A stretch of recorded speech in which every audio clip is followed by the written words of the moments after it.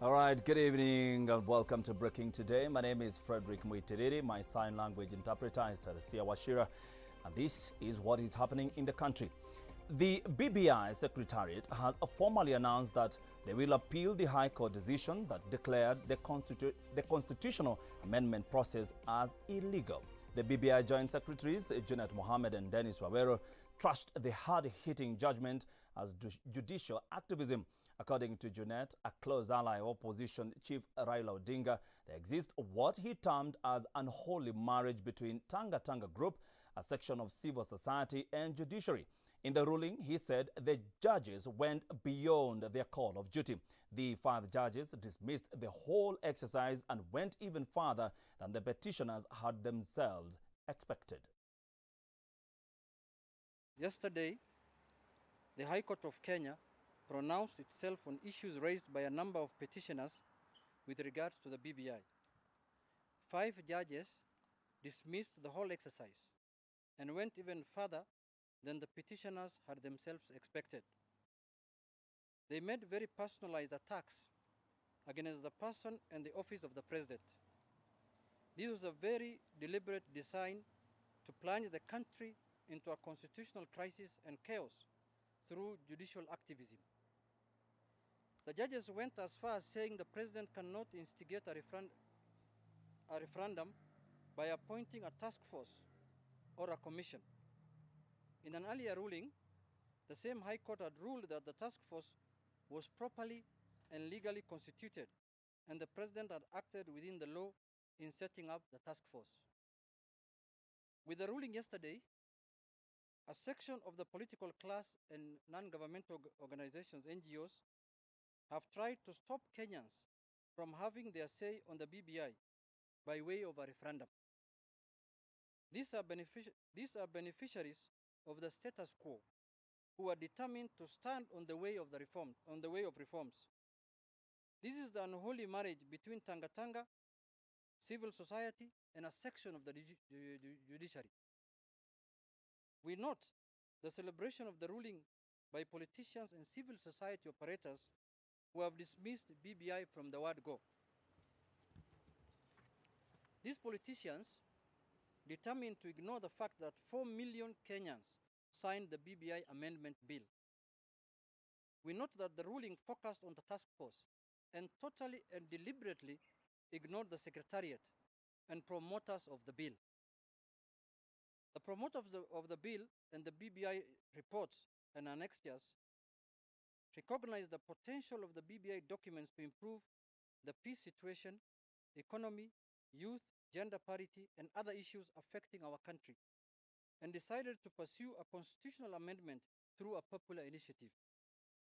We note with satisfaction that the judges did not prohibit the promoters, who are mainly myself, Junet Mohammed, Dennis Wawero, Senator Janet Ongera, and Madam Sarah Kilemi, from pursuing the constitutional amendments. The judges stopped the president, who is not a promoter of the bill. On our part, we assure Kenyans that we shall continue to promote the constitutional amendment bill until it is ratified by Kenyans. As law-abiding leaders, we respect the decision of the court, but we don't agree with it. Consequently, we are setting up a legal team to look into and appeal the ruling.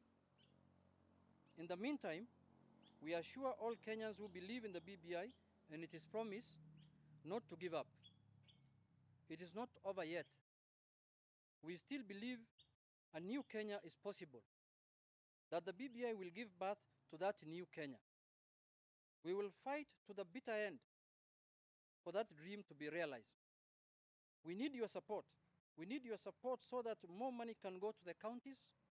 We need your support so that we can have a ward fund. We need your support so that we can end election violence. We need your support so that we can end corruption in our country. We need your support so that we can fight corruption. And then also we need your support so that we can have shared prosperity. These are not partisan or political issues. These are daily life and death issues affecting millions of our people. They are worth fighting for, and we will fight to realize them. Thank you so much. That is Sooner East, a member of parliament, Junet Mohammed, who is part of the BBI Secretariat, speaking to us earlier today. Now, the boldness of the High Court judges yesterday in nullifying the BBI Amendment Bill 2020 proved yet again of its independence. Since 2017 repeat general election, the judiciary has found itself at loggerheads with the executive, and yesterday was another moment that will create a showdown between the two arms of the government. Our reporter Caroline Soma now paints the picture on the moments the judiciary set history in some landmark ruling that have shaped the course of the nation.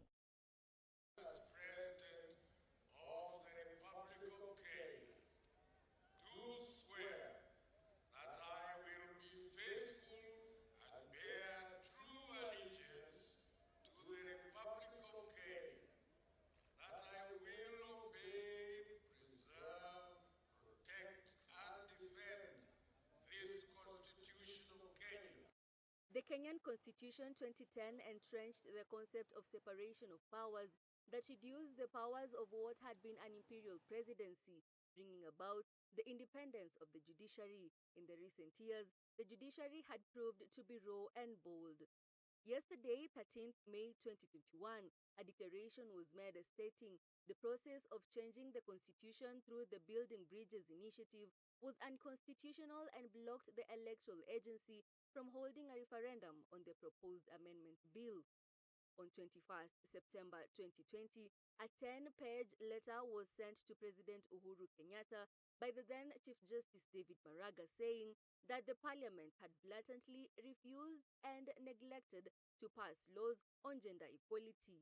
Yet again, on 8 August 2017, a declaration was made that nullified the re-election of the incumbent president and ordered that the same president conduct a new election within 60 days in strict conformity with the Constitution and applicable electoral laws. Caroline Thuma, Switch TV. On March 9th, President Kenyatta and ODM leader Raila Odinga decided to work together in what they claimed was for the betterment of Kenya. The two set up a task force whose focus would be tackling issues revolving post-election violence that occurs every election cycle. The 9-point agenda of the Building Bridges initiative that had come to life has now been halted. Our reporter Harry Chimea takes us through the journey. 10 years after a new constitution came into effect, Kenya was caught once again at a crossroads, the junction being the BBI train oncoming. Born unceremoniously through a handshake of 9th March 2018 by two long-term political foes, President Uhuru Kenyatta and ODM party leader Raila Odinga, then the journey began. A 14-member task force was named and was later on gazetted on 31st of May 2018 with the mandate to vote the country forward economically, politically, as well as socially. However, the task force has since been termed as unconstitutional. The task force, comprising of the late Garissa Senator Mohamed Yusuf Haji, Bishop Lawi Matthew, Maison Leshomo, James Matundura, Busia Senator Amos Wako, Agnes Kavindu, John Say, among others, proposed the bill, the 9-point agenda that the task force was mandated to address, which includes corruption, lack of national ethos, devolution, divisive elections, safety and security, responsibilities and rights, inclusivity, shared prosperity, ethnic antagonism, and competition. The train then stopped at the first station to collect views from the public, then the tedious process of filling up the train by hunting over the expected 1 million passengers, later managing to garner over 4 million signatures. However, a section of governors expressed discomfort with the bill and began their 2-day consultative meeting in Naivasha to discuss the BBI report. Among the issues discussed were issues of devolution and to build a consensus in securing the devolution in the document. The issue of women securing positions in government was also tabled. Moreover, between the official launch of the BBI report to the public and the Bomas of Kenya and the launch of official collection of signatures, there appeared to be changes to the original report. The train then began its trip across the country, hoping to get a thumbs up from at least half the total number of counties in Kenya. After a successful trip, the train then took a turn, headed to the bicameral Houses of Parliament for fueling. Both the Senate and National Assembly passed the bill. But 2 days later, its fate was sealed, declared null and void by a 5-bench sitting. Reporting for Switch TV, my name is Harriet Chimea.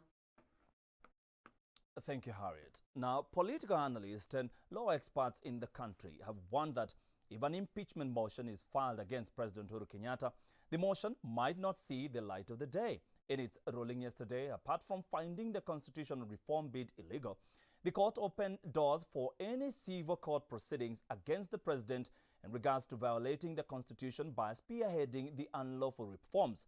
Our reporter Brian Mwenda has the story. Yesterday's landmark ruling on the Building Bridges initiative did not only leave the BBI brigade with a mask on their face, but also left the camp uncertain of its future. What left the camp even more uncertain is the declaration that a civil court proceeding against the president can be filed on grounds of violating the constitution by spearheading the unlawful reforms. The Alliance had a petition last year against the BBI, where Judge Mativo found that it is within the legal precincts of the president to actually do the BBI process, and that was a ruling from the High Court. Now, the same High Court to come back and totally contravene itself is quite confusing. According to Bichache, the ruling is a case of the revisiting the revisitor. It's to me, this is a judicial coup. However, political and economy advisor Benjin Dolo thinks otherwise. You can see that the law is being broken with reckless abandon. In fact, the president at this point not only has opened himself to so much legal jeopardy, but the president is practically impeachable for every sense of the word and of law and of justice. President Uhuru is open to impeachment. Lawyer Nurdin Kagai weighs on the success probability of an impeachment. Now, impeaching the president is practical, is possible, but extremely hard. You need a lot of strategy and a lot of planning to make sure that it goes through. All eyes and ears are now on the judiciary corridors as we wait to see the dog that bites first. Brian Mwenda, Switch TV. From that story by Brian, we take a short break. We'll be back with more in a short while. Don't go anywhere.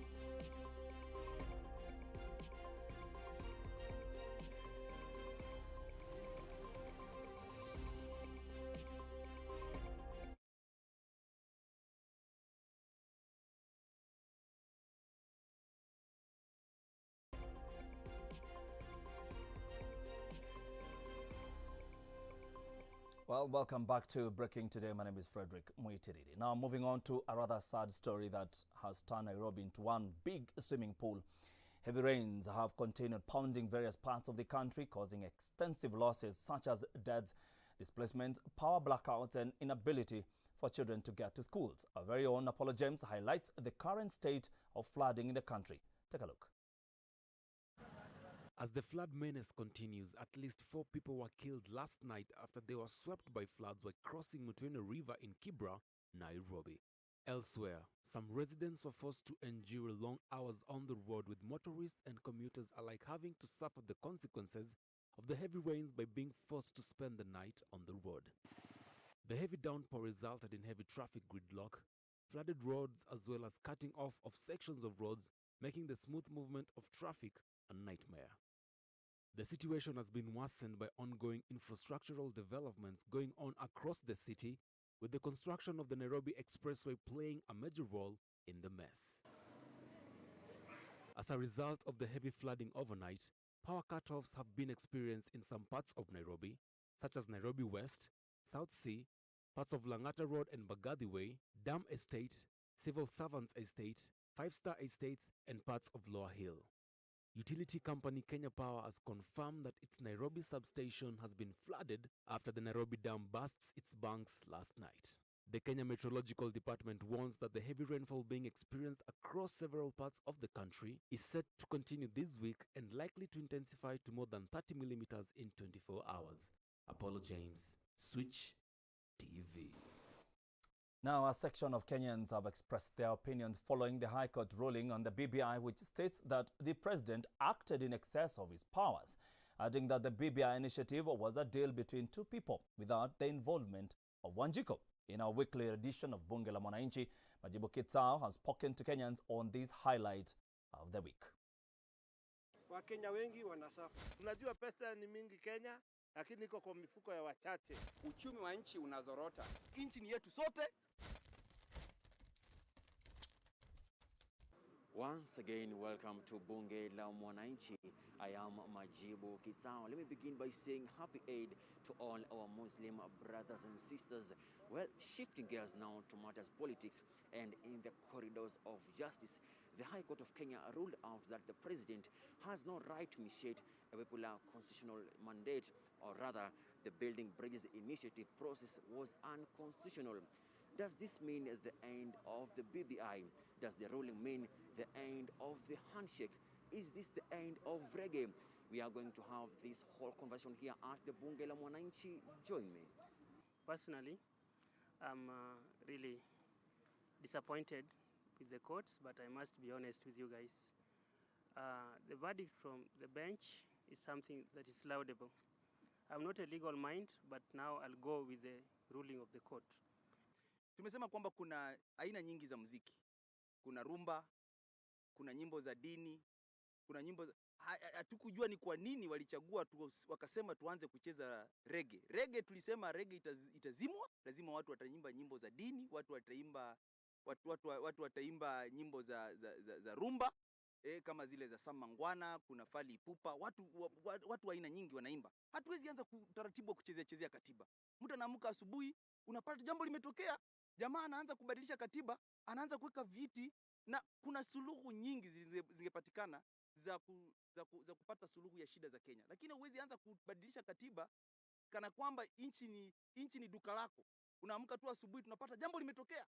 Sasa tumesema hivi, tumesema kwamba ni vizuri, lakini tena tuko chonjo kabisa, kwa sababu hawa watu hawafuati maamuzi ya koti. Waliwaambia mara nyingi kwamba wamrudishe Miguna, wakakataa. Maamuzi mengi yametolewa tu, hawa watu wafuati sheria. Sasa hata hii sheria hii wa maamuzi yaliyotolewa leo jana yanaweza acha kufuata. Ndio sababu lazima tunaenda kuwa chonjo kabisa na hawa, tuhakikishe kwamba hakuna kukiuka maamuzi ya koti. BBI ilikuwa ni chombo, ama anaweza sema ni kwamba ni chombo kilikuwa kinatumika kama kwa Kiswahili tunasema walikuwa wanataka kupaka mafuta na mgongo wa chupa. Yaani kwamba mafuta yako ndani ya chupa, alafu mtu anachukua chupa yenyewe anakupaka tu, anakuambia nimekupaka mafuta, nenda. Wao pia wanadhania kwamba wana haki kila wakati wawe ndio wanakaa pale State House. Sisi wengine hatuna hiyo nafasi. Kwa sasa, unadhani hatma ya Kinara Raila Odinga na Rais Uhuru Kenyatta ni ipi baada ya kuharamishwa kwa BBI? Wana haki ya kuweka rufani na kwa sababu ya kusave face, yani ile kujitandaza na kujitunuku, lakini hawana nafasi kwa sababu wale majaji watano ni majaji wenye hekima, majaji kila mmoja anawatambua kwamba ni majaji wa hadhima ya juu sana. Hata mimi nilienda kwa chief ili anipe kopi ya BBI nisome nijue ni nini iko ndani. Chief aliniambia niende kwa Raila. Sasa hivyo kwa Uhuru inamaanisha mpaka saa hizi sijui ni nini iko kwa hiyo BBI. Nasikia tu kwa sauti kwa kinywa za watu wakisema. Na advice rais kwa sababu wana advisors. Na kama hii kitu ni siasa, aende bunge vile anataka usiku na mchana, lakini mambo ya kotini ama mambo ya judiciary aachane nayo. Now, crossing over to this other side, do you think that the president has failed in his mandate to protect the constitution? The government is constituted of 3 arms, and one arm, that is the executive, has been slapping the other. And one arm that has been completely terrorized is the National Assembly. But yesterday, the other arm, that is the judiciary, has really stood firm and has slapped back the executive. For the President of the Republic of Kenya sought to protect the 2010 Constitution, but he became the first person to rape that Constitution. Well, that's all we had for you from the Bunge la Mwananchi. I have been Majibu Kisao. Many thanks to all those who made this a success, all those who contributed. My camera person Francis Karaoke. Till next time, God bless. Wakenya wengi wanasafa. Tunajua pesa ni mingi Kenya, lakini iko kwa mifuko ya wachache. Uchumi wa nchi unazorota. Nchi ni yetu sote.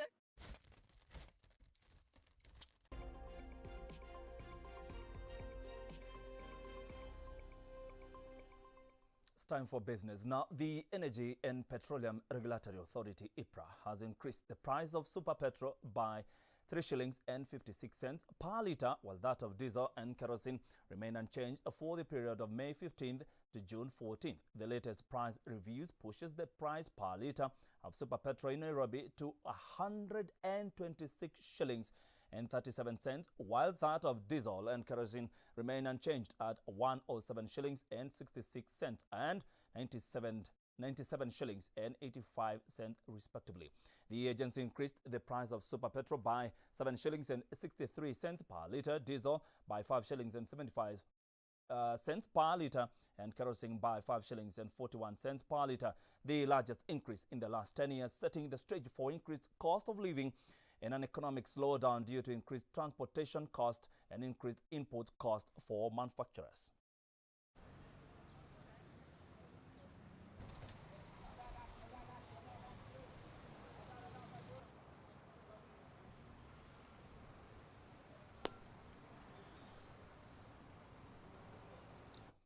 Kenya's economy, like others worldwide, has been hammered by the effects of the pandemic, as lockdowns introduced to curb the spread of COVID-19 have reduced public revenues and stifled growth. The Finance Ministry is proposing an overall spending of 2.97 trillion shillings, up from 2.88 trillion shillings in 2020-2021 year.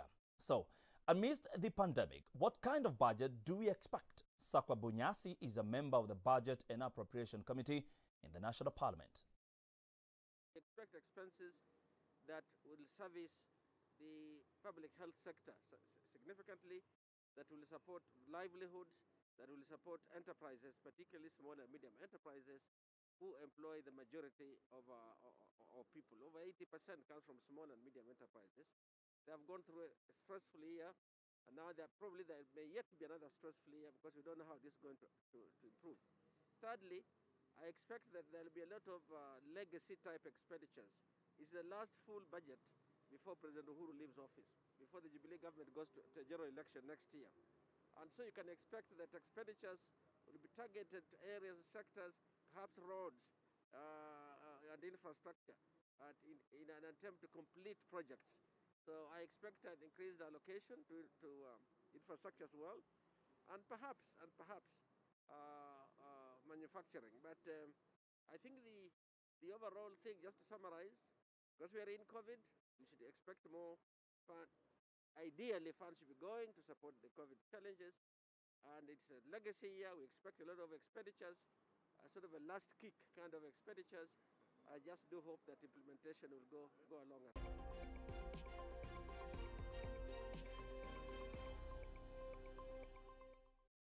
Time for sports. The national women's volleyball team Malkia Strikers have pitched camp in Mombasa for a low-altitude training as part of their preparations for the Tokyo 2020 Olympic Games. The Malkia Strikers were supposed to head to Brazil for a month-long camp, but the trip that was sponsored by